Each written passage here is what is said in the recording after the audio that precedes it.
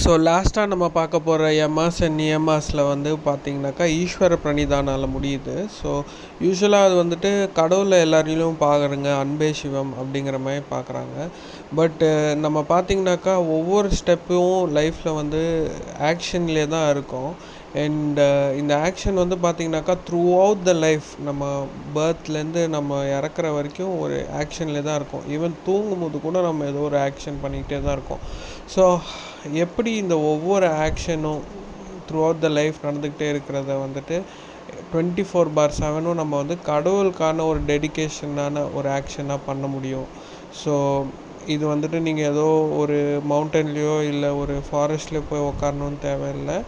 It just doesn't mean like that.